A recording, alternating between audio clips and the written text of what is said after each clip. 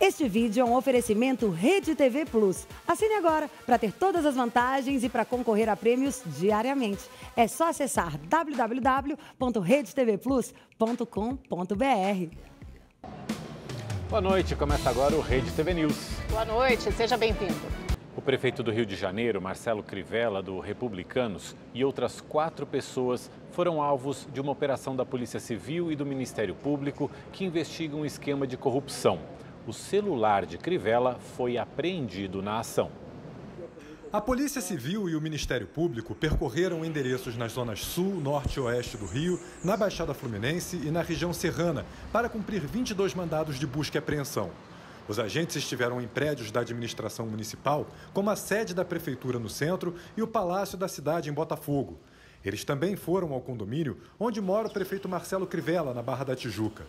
Um celular dele foi apreendido e deve passar por perícia. Documentos e malotes foram levados para a cidade da polícia. Esta foi a segunda fase da Operação Hades, que investiga irregularidades e pagamento de propinas em contratos da Rio Tour, a empresa de turismo do município.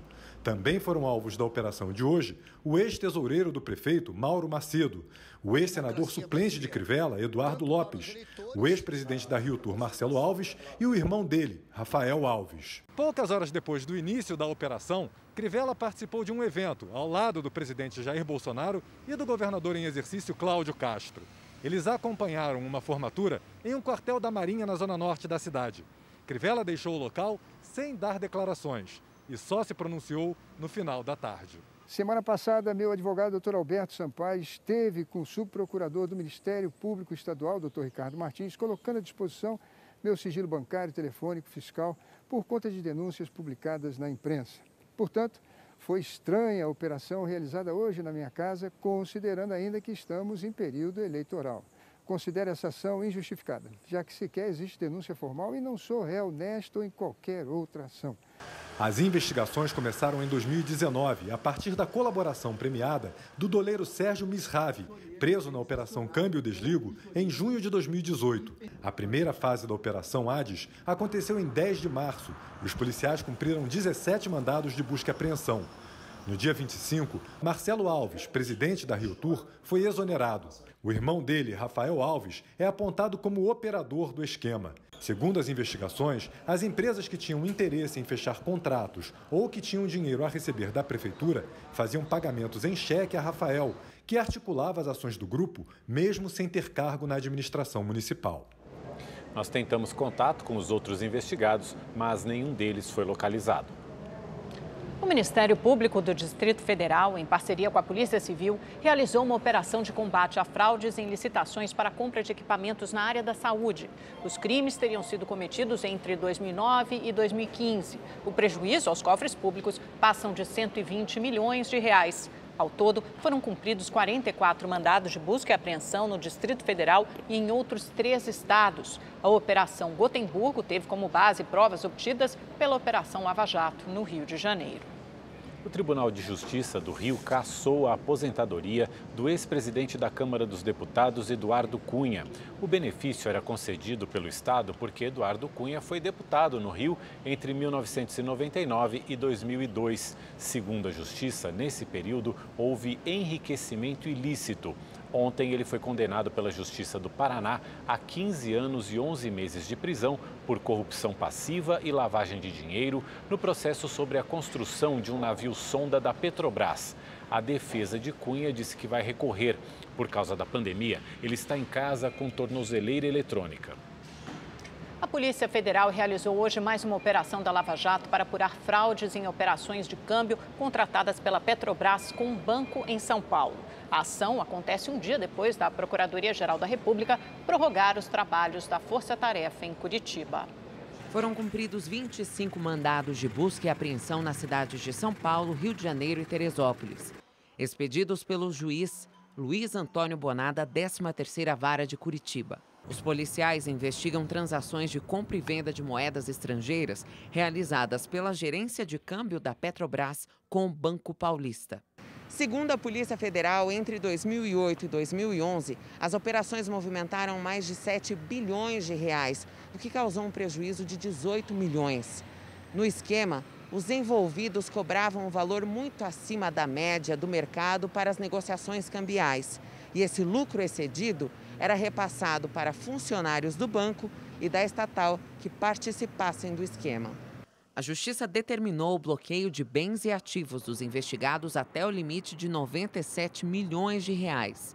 Os alvos da operação de hoje podem responder por crimes de corrupção passiva e ativa, lavagem de dinheiro e associação ou organização criminosa. A Petrobras afirma que colabora ativamente nas investigações que resultaram na operação de hoje e que a empresa é vítima dos crimes investigados na Lava Jato. Já o Banco Paulista informa que a operação envolve sua extinta área de câmbio, que foi objeto de investigações no passado. Uma operação da Polícia Federal prendeu o prefeito e o vice-prefeito de Agrestina, no interior de Pernambuco. A dupla é suspeita de desvio de verbas públicas federais por meio de contratação de empresas de fachada. O prefeito de Agrestina, no interior de Pernambuco, Tiago Nunes, do MDB, e o vice, conhecido como Zito da Barra, também do MDB, foram presos hoje na terceira fase da Operação Pescaria, realizada pela Polícia Federal de Pernambuco em conjunto com a Controladoria Geral da União. A operação teve como objetivo investigar desvios de recursos públicos federais na Prefeitura de Agrestina. Ao todo, a terceira fase da Operação Pescaria cumpriu 5 mandados de prisão e 13 de busca e apreensão, além de mandados de afastamento de funções públicas e quebra de sigilos bancário e fiscal dos investigados. De acordo com as investigações, os recursos públicos teriam sido desviados com a contratação de uma empresa de fachada. A gente conseguiu identificar agora com provas irrefutáveis, tanto que ensejaram a decretação dessas medidas mais invasivas. Tá? É apenas uma das modalidades de lavagem. A gente tem suspeita em relação a outras que estão sendo apuradas, que vão ser apuradas. Durante as buscas, a PF encontrou um cofre com R$110 mil em espécie na casa de um dos presos, além de R$100 mil em cheques. O vice-prefeito passou mal e foi atendido pelo SAMU. Os crimes investigados nesta operação são organização criminosa, peculato, falsidade ideológica e lavagem de dinheiro. A suspeita da PF é que a organização tenha movimentado cerca de R$5 milhões. A defesa do prefeito e vice-prefeito de Agrestina informou que ambos foram apenas prestar esclarecimentos à PF e que não houve prisão. Mas na tarde de hoje, o prefeito já estava na penitenciária Juiz Plácido de Souza, em Caruaru, agreste de Pernambuco. Um funcionário da FUNAI que atuava na proteção de grupos indígenas isolados levou uma flechada no peito e morreu tentando evitar um conflito entre agricultores e índios na região de Seringueiras, em Rondônia. Na imagem, Rieli Franciscato é trazido até esta unidade de saúde em uma viatura da Polícia Militar. A equipe médica que estava na unidade de plantão tentou reanimá-lo, realizando nele os procedimentos de primeiros socorros. Porém, o servidor acabou não resistindo à gravidade do ferimento, vindo a morrer. Minutos antes, Rieli tentava mediar um conflito entre agricultores e um grupo de índios numa propriedade localizada na linha 6, no município de Seringueiras, aqui no interior do estado. De acordo com informações, teria sido nesse momento que um dos indígenas apontou para ele um arco e flecha.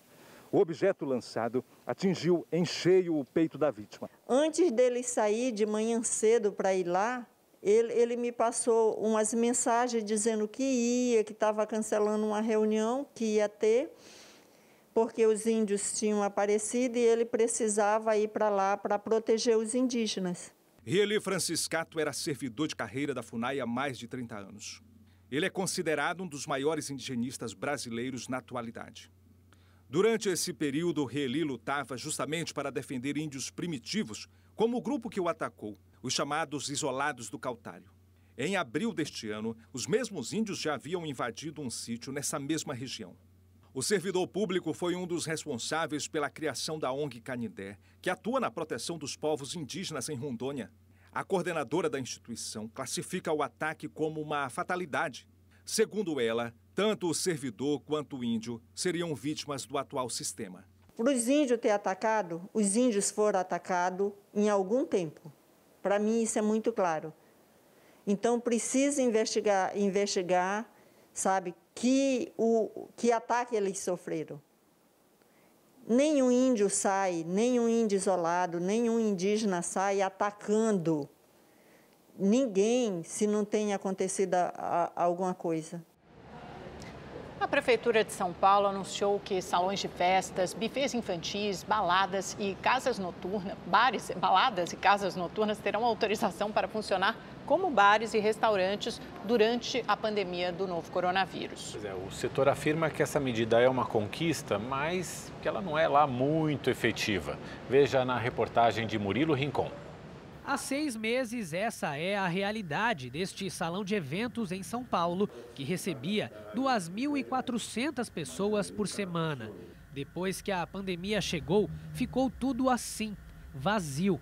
Vazio como o caixa do estabelecimento, que está encerrando as atividades, mesmo com a liberação da prefeitura para que o espaço volte a receber o público.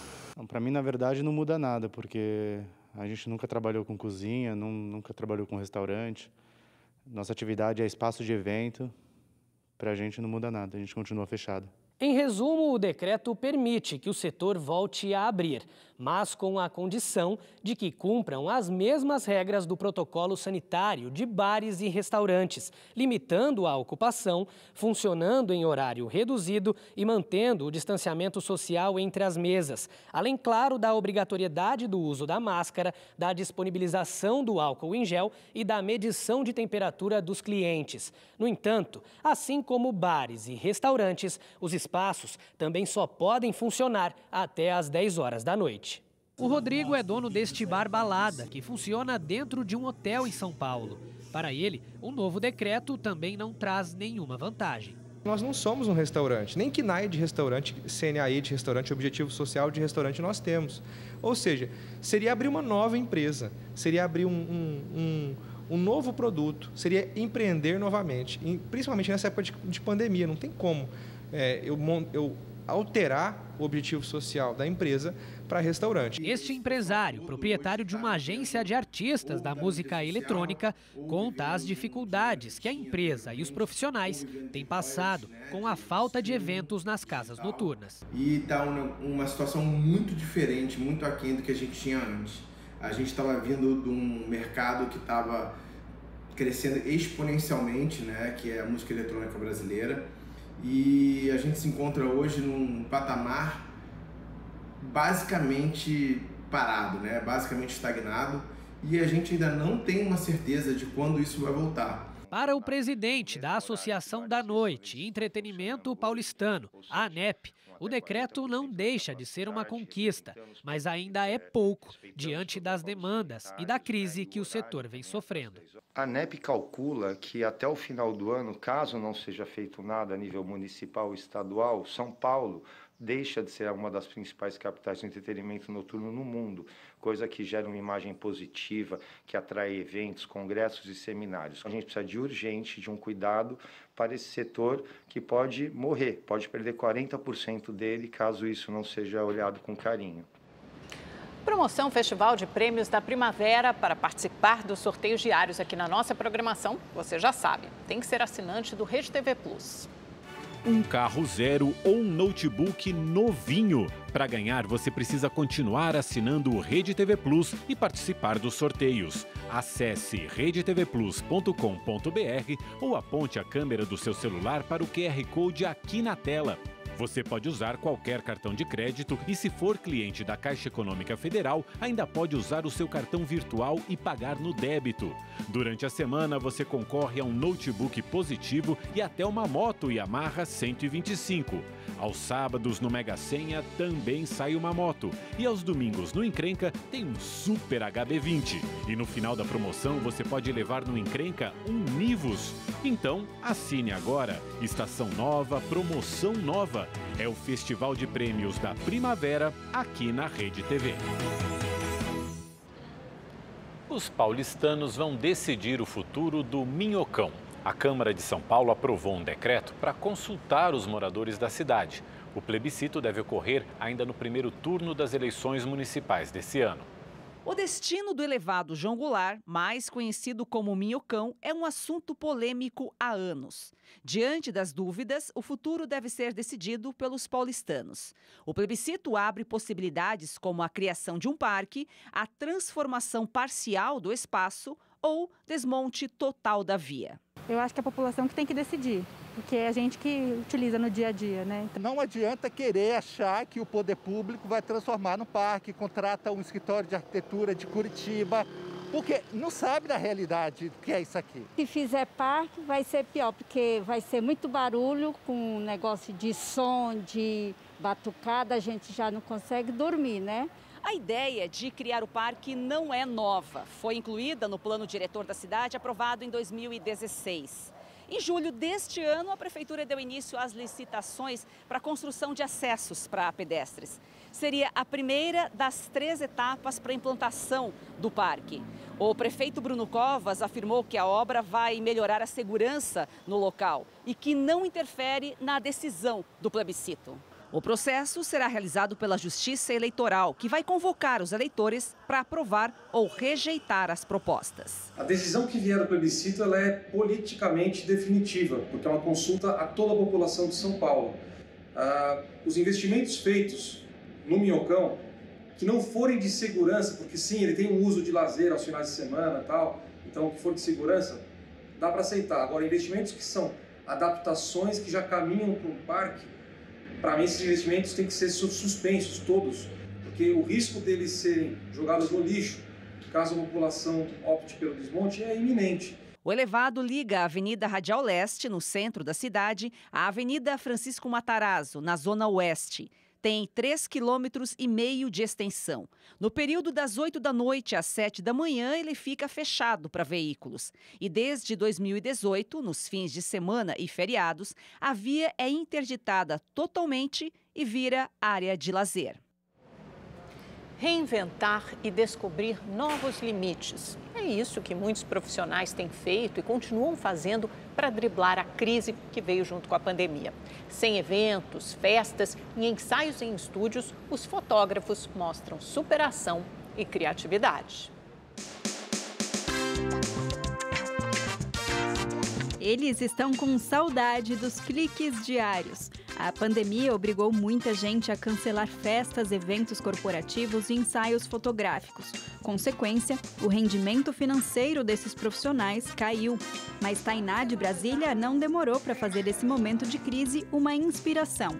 Registrar famílias na quarentena para que tenham uma lembrança de como estão enfrentando esse desafio.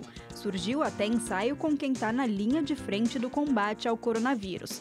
Esse é o projeto Afeto Remoto. O principal é que você consiga resgatar essa emoção que as pessoas estão sentindo nesse momento de distanciamento social, de dúvidas, de incertezas e de fragilidade. Michele também apostou nesse jeito inovador de empreender. O projeto dela se chama Home Sweet Dream.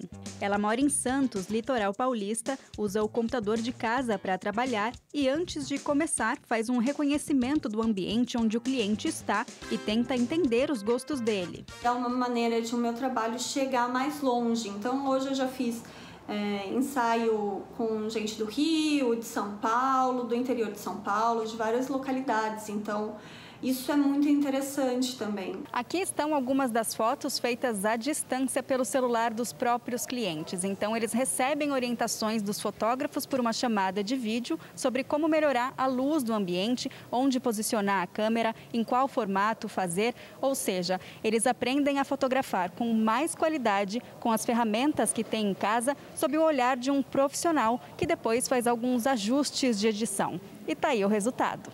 Uma adaptação na relação do empreendedor com o cliente que, segundo especialistas, gera benefícios. Esse momento diferente, global, trouxe uma busca maior, não só por empreender online, mas também por empreender com afeto e com equilíbrio. Eu acho que é a nova forma de criar uma vida plena, de criar um negócio que é sustentável a curto e longo prazo, é sempre considerando o seu bem-estar pessoal e empresarial ao mesmo tempo. Carla é especialista em fotos de recém-nascidos e gestantes. Foi pegando experiência com o trabalho online e, para ela, esse novo jeito de fotografar pode virar tendência. A cada cada sessão eu ia melhorando. Cada vez eu percebia alguma coisa que eu podia mexer e que podia trazer mais qualidade ao trabalho. E depois de uns 3, 4 sessões, eu consegui fazer dessa sessão online bem redondinha e hoje eu posso dizer que ela tá bem legal.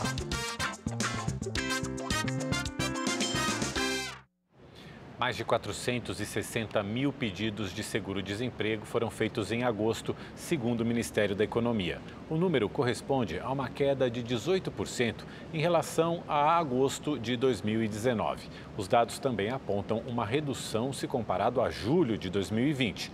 No entanto, o acumulado do ano apresenta uma alta de 7,5% frente ao mesmo período de 2019. A preocupação com o risco de desabastecimento tem levado alguns supermercados a limitar a venda de arroz e óleo de soja para o consumidor. Neste ano, esses produtos chegaram a subir mais de 20%. Nos supermercados de todo o país, as reclamações do consumidor aumentam na mesma proporção da alta dos alimentos. Muito caro, um absurdo. Quase R$40 um pacote de arroz, feijão nem se fala e o óleo. Os números mostram que o IPCA, Índice de Preços para o Consumidor Amplo, subiu 2,44% em 12 meses. Já a inflação dos alimentos no mesmo período foi muito maior, quase 9%. Mesmo com os preços nas alturas, alguns supermercados aqui de Belo Horizonte decidiram limitar a quantidade de arroz e óleo de soja por cliente. É que com o aumento das exportações por causa da alta do dólar, a oferta dos produtos no mercado interno diminuiu e a preocupação com o risco de desabastecimento aumentou. Em alguns estabelecimentos da capital mineira, o consumidor pode levar no máximo 5 pacotes de 5 quilos de arroz e 10 garrafas de óleo. No Rio e em São Paulo, a compra é ainda mais limitada. 2 pacotes de arroz e 5 unidades de óleo. Eles limitam mais para empresas, restaurantes, porque para dona de casa não adianta muito não. De acordo com a Associação Mineira de Supermercados, a prática não é ilegal e cada estabelecimento pode decidir a quantidade por cliente. A AMIS afirmou também que não existe nenhuma orientação para que seja adotada qualquer medida de restrição. É hora de pesquisar, sair da zona de conforto, ir mais longe para poder fazer uma compra bem feita no supermercado, ter o tempo necessário para fazer uma pesquisa lá dentro e ainda ter uma lista com item, quantidade. Para os economistas, além da valorização do dólar frente ao real, o auxílio emergencial de R$ 600 também pode ter provocado um impacto direto na alta dos alimentos.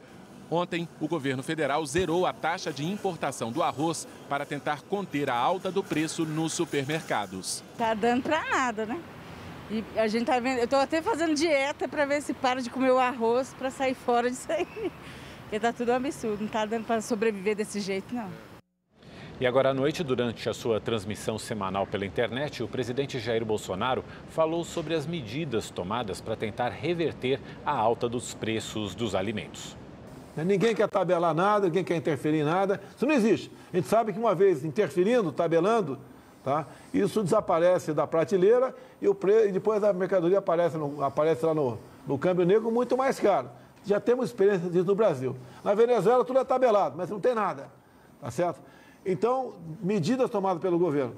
Falei com o André Mendonça, falou comigo, posso botar a Secretaria Nacional de Defesa do Consumidor para investigar, perguntar para supermercados por que o preço subiu? Eu falei, pode. E ponto final. Porque ao chegar a resposta, pode ser que o errado somos nós. Pode ser o governo toma providência. E hoje pela manhã, o presidente Jair Bolsonaro cumpriu a agenda no Rio de Janeiro. Bolsonaro participou da cerimônia de formatura do curso de sargentos da Marinha do Centro de Instrução Almirante Alexandrino, na zona norte do Rio. Também participaram do evento o governador em exercício do Rio de Janeiro, Cláudio Castro, do PSC, o general e chefe do Gabinete de Segurança Institucional, Augusto Heleno, e o ministro da Defesa, general Fernando Azevedo e Silva.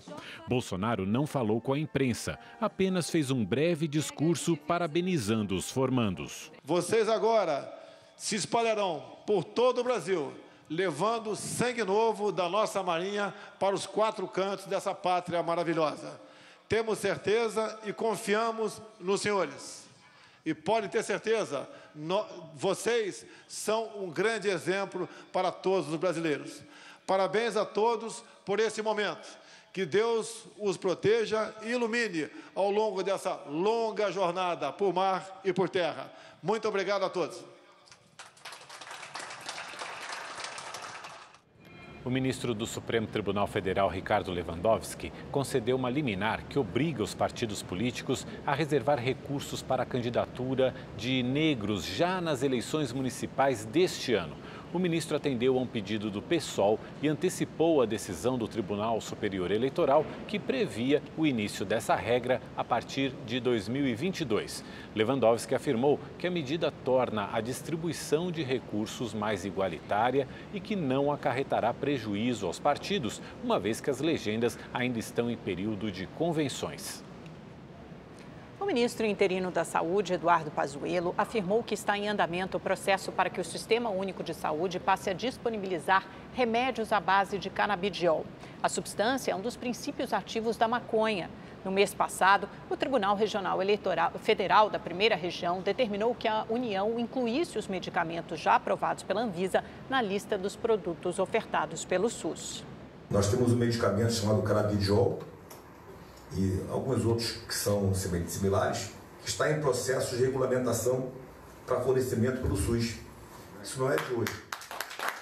Já é um processo antigo e nós deixamos claro que todos os medicamentos que têm resultado e que mereçam ter esse tipo de ação, o SUS, o Ministério da Saúde, não há nenhuma restrição ao medicamento.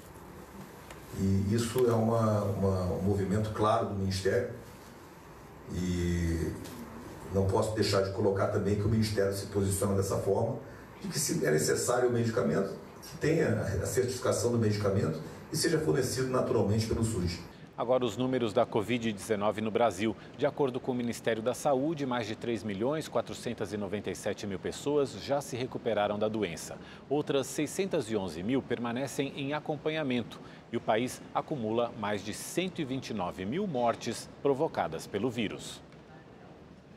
O governo de Minas Gerais vai começar a desmontar o hospital de campanha instalado para atender pacientes com Covid-19 em Belo Horizonte. A estrutura nunca foi usada. Os aparelhos imobiliários serão reaproveitados. Pronto desde abril, o hospital foi construído com apoio de empresários que doaram 5 milhões de reais. Os outros 800 mil foram pagos pelo governo estadual. Nesses 4 meses, sem receber nenhum paciente, o custo de manutenção foi de cerca de 2 milhões de reais. As vendas no varejo cresceram 5,2% em julho, na comparação com junho, de acordo com o IBGE. Foi o terceiro mês consecutivo de aumento nas vendas do comércio varejista.